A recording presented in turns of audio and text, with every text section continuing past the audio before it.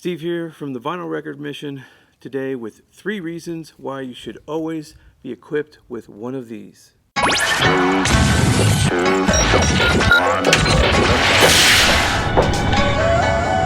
2 favorite guys, Ryan and Steve from the Vinyl Record Mission. So I've heard these portable turntables get knocked far more times than I've heard them be praised. But that's because people don't understand the use for them. If you're, spinning your Holy Grail records on one of these, you're not doing your records justice. Not only that, but you're probably harming them in the long run. I had one guy say that putting this needle down on the record that I tested, that he would kick me out of his store. I mean, he just scolded me so beyond unbelievable. Anyhow, look, these portable turntables have their use, and I'll tell you why I've known this, because all the digging I do, there's places that I go where sometimes I don't get reception on my phone, and I'm looking at records that I have no idea what they sound like or what type of music it is.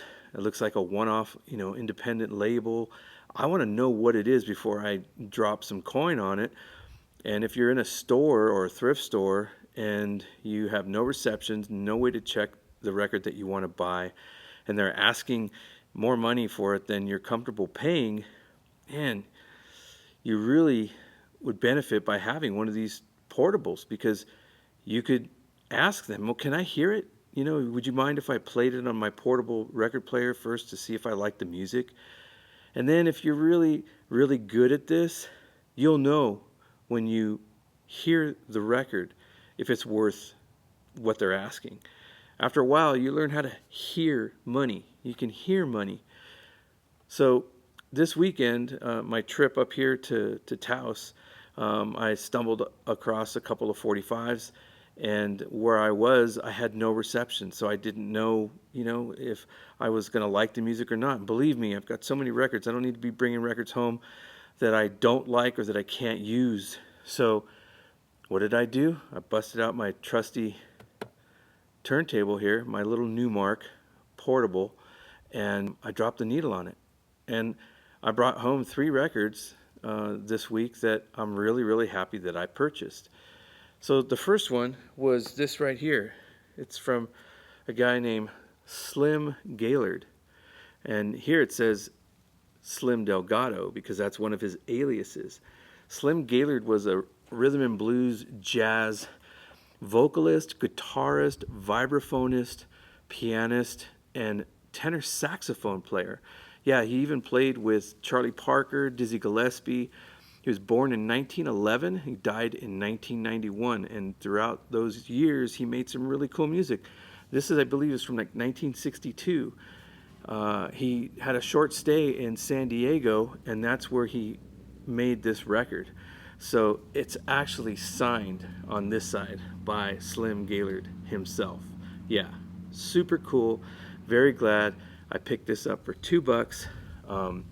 And I wanted you to hear it. So this is what I heard, and this is what told me to bring it home.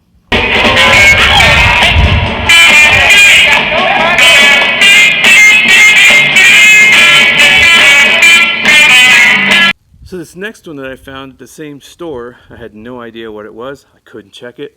It's from the Codu.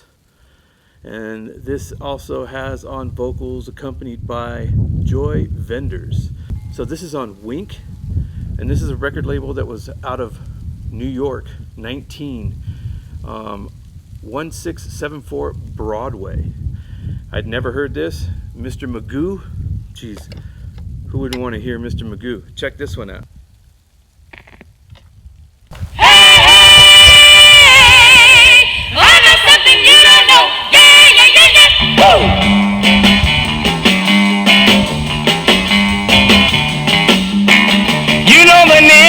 Man called Mr. Magoo.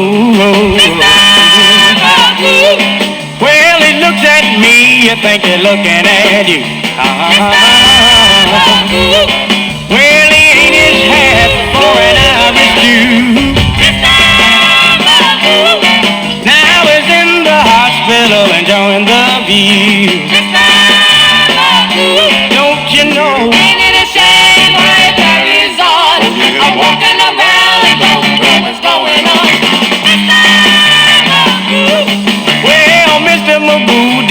go for a walk. Well, he jumped on a garbage truck and thought it was a ball. And when he got home, the friends held their nose. Well, they took him in the backyard and buried his clothes. Don't you know? Ain't it a shame how he carries on? Walking around, don't know what's going on. Go on, blow now.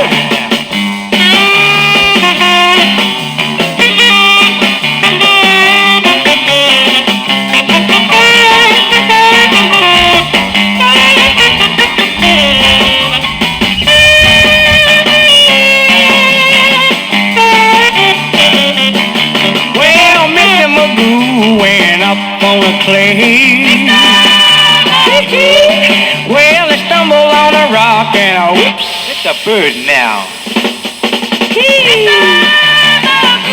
My George, where am I going? My George, help me somebody.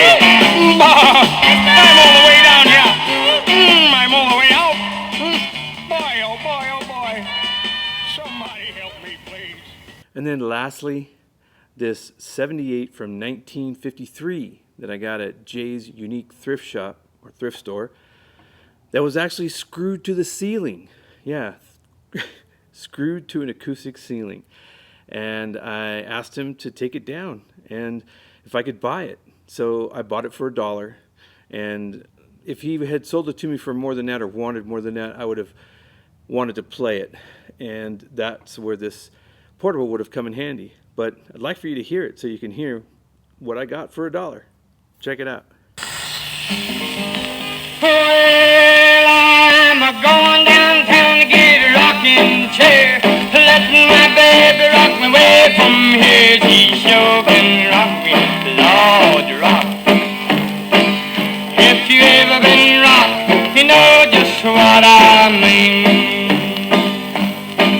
Well, she rocks me up, she rocks me down, then she rocks me round and round. She sure can rock me, Lord, rock.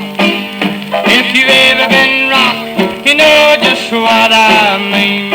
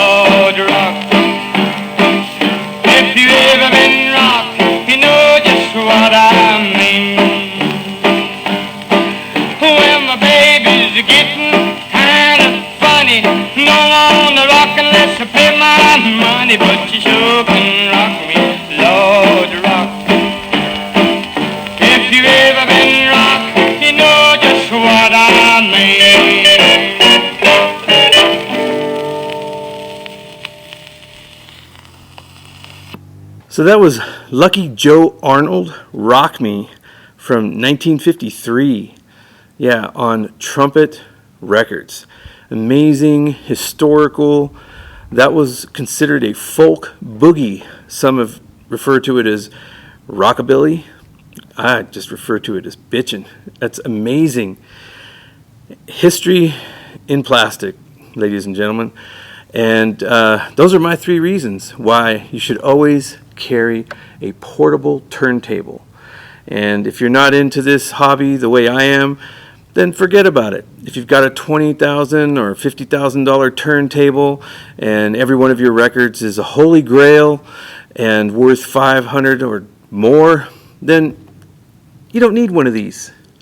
But I'm not like you. I don't have an unlimited amount of cash to buy whatever I want.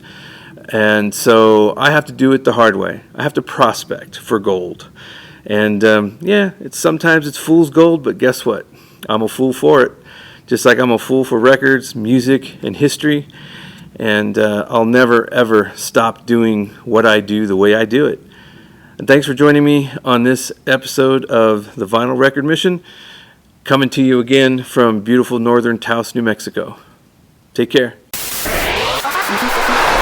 If you haven't, make sure you hit like and subscribe to the Vinyl Record Mission so that way you don't miss out on any future content. More videos coming your way.